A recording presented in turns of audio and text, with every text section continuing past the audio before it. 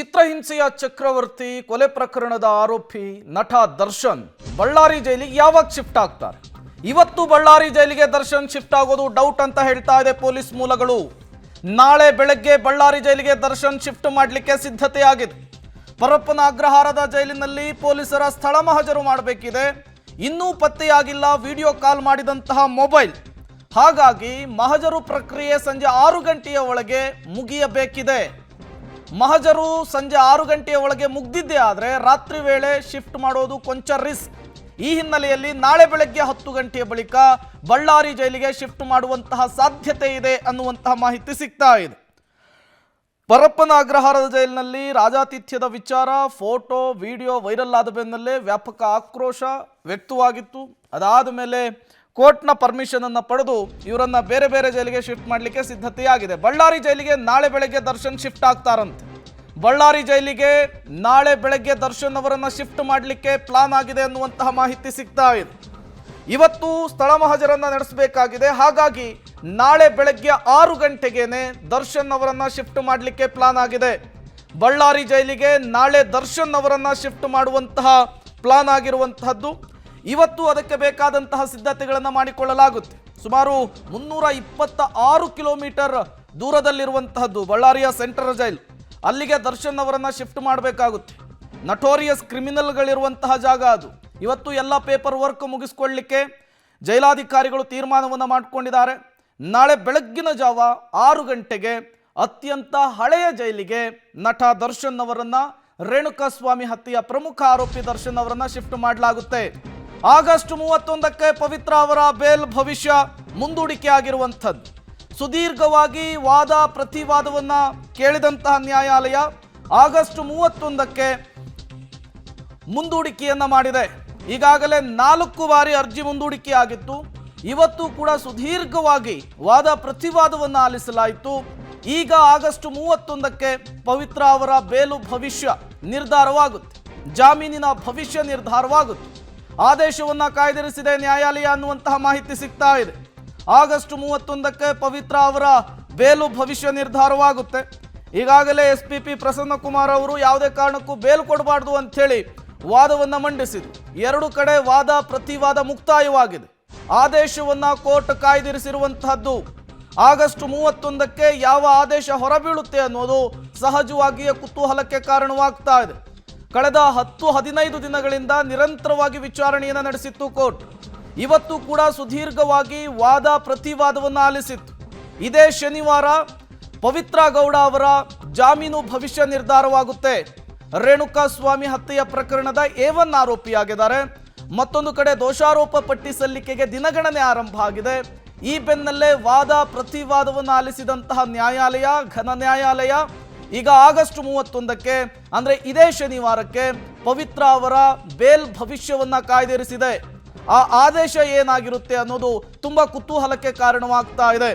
ಪವಿತ್ರ ಗೌಡ ಅವರಿಗೆ big relief ಅನ್ನ ಕೊಡುತ್ತಾ ಕೋರ್ಟ್, ಅಥವಾ ಮತ್ತೊಮ್ಮೆ ಅವರಿಗೆ ನಿರಾಸೆಯನ್ನು ಉಂಟು ಮಾಡುತ್ತಾ ಅನ್ನುವಂತಹ ಸಹಜ ಪ್ರಶ್ನೆ ಮುನ್ನೆಲೆಗೆ ಬರ್ತಾ ಇದೆ.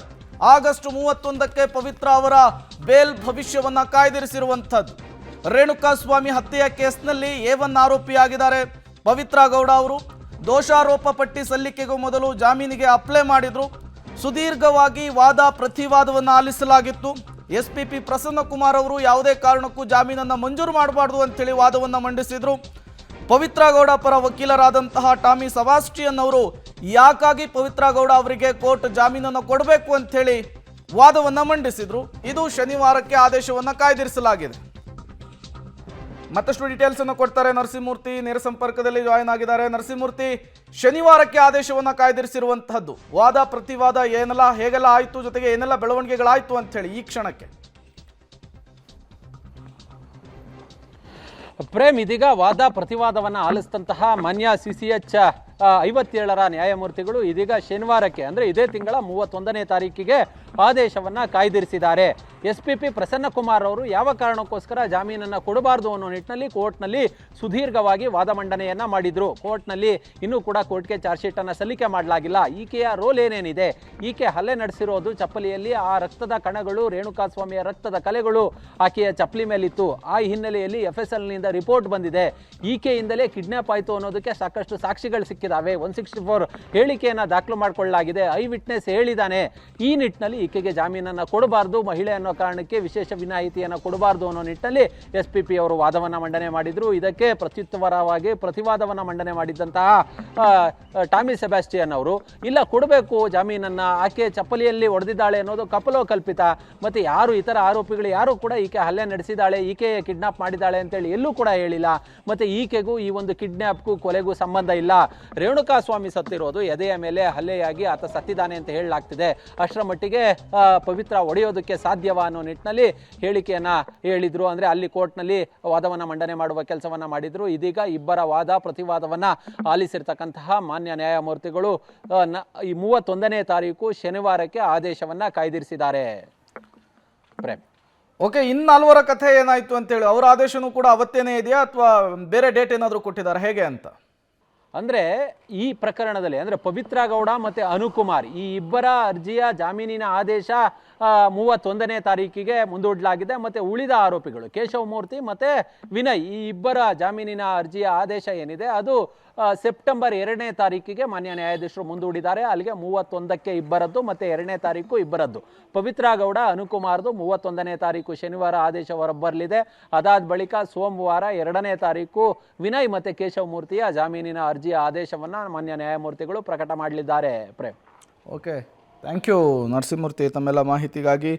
ಸುದೀರ್ಘವಾದಂತಹ ವಾದ ಪ್ರತಿವಾದವನ್ನು ಆಲಿಸಿದಂತಹ ಘನ ನ್ಯಾಯಾಲಯ ಈಗ ಆದೇಶವನ್ನು ಕಾಯ್ದಿರಿಸಿದೆ. ಈ ಆದೇಶ ಏನಾಗಿರುತ್ತೆ ಅನ್ನೋದು ಕುತೂಹಲಕ್ಕಂತೂ ಕಾರಣವಾಗಿದೆ. ಆ ಕುತೂಹಲ ತಣಿಬೇಕು ಅಂದರೆ ಶನಿವಾರ ಬರಬೇಕು. ಶನಿವಾರಕ್ಕೆ ಆದೇಶವನ್ನು ಕಾಯ್ದಿರಿಸಿರುವಂಥದ್ದು. ಆಗಸ್ಟ್ 31ನೇ ತಾರೀಕು ಪವಿತ್ರ ಅವರ ಈ ಬೇಲ್ ಭವಿಷ್ಯ ನಿರ್ಧಾರವಾಗುತ್ತೆ. ಅಲ್ಲಿ ಕೋರ್ಟ್ ಏನಾದರೂ ಬಿಗ್ ರಿಲೀಫನ್ನು ಕೊಡುತ್ತಾ, ಮತ್ತೊಮ್ಮೆ ಪವಿತ್ರ ಗೌಡ ಅವರಿಗೆ ನಿರಾಸೆ ಮಾಡುತ್ತಾ ಅನ್ನೋದನ್ನು ಕಾದು ನೋಡಬೇಕಾಗಿದೆ. ಈಗಾಗಲೇ ರೇಣುಕಾಸ್ವಾಮಿ ಹತ್ಯೆಯ ಪ್ರಕರಣ ಪೊಲೀಸರ ಇನ್ವೆಸ್ಟಿಗೇಷನ್ ಮುಕ್ತಾಯದ ಹಂತಕ್ಕೆ ಬಂದಿದೆ. ದೋಷಾರೋಪ ಪಟ್ಟಿ ಸಲ್ಲಿಕೆಗೆ ದಿನಗಣನೆ ಆರಂಭ ಆಗಿದೆ. ಈ ಬೆನ್ನಲ್ಲೇ ಪವಿತ್ರ ಗೌಡ ಮತ್ತು ಅನುಕುಮಾರ್ ಅವರ ಜಾಮೀನು ಭವಿಷ್ಯವನ್ನು ಆಗಸ್ಟ್ 31ಕ್ಕೆ ಕಾಯ್ದಿರಿಸಿರುವಂಥದ್ದು.